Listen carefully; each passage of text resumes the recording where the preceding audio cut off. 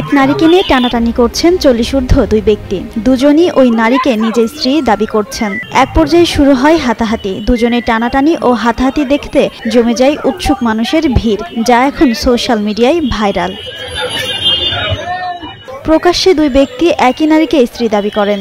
এক পর্যায়ে রাস্তাতেই শুরু হয় হাতাহাতি। খবর পেয়ে পুলিশ ঘটনাস্থলে পৌঁছে ওই নারীসহ দুই পুরুষকে থানায় নিয়ে যায়। তবে থানায় গিয়েও তাদের উত্তেজনা থামেনি। থানার চত্বরে ফের হাতাহাতিতে জড়িয়ে পড়েন তারা। পরে পুলিশ তাদের তিনজনকে 151 ধারায় গ্রেপ্তার দেখিয়ে আদালতে পাঠায়। আদালতের নির্দেশে তাদের কারাগারে পাঠানো হয়।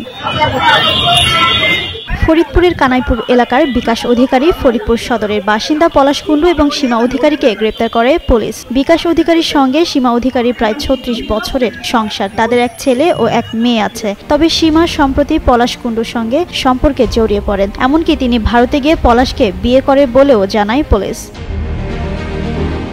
এদিকে পলাশ কুণ্ডু দাবি করেন সীমা স্বেচ্ছায় তার সঙ্গে বিয়ে করেছেন। অন্যদিকে সীমা অধিকারী বলেন বিকাশের সংসারে তিনি নিয়মিত নির্যাতনের শিকার হতেন, তাই বাধ্য হয়ে সংসার ছাড়েন।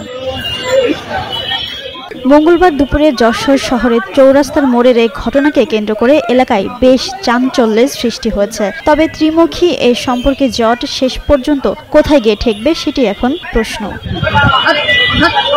জিন্নাত আরা ঋতু, যুগান্তর নিউজ।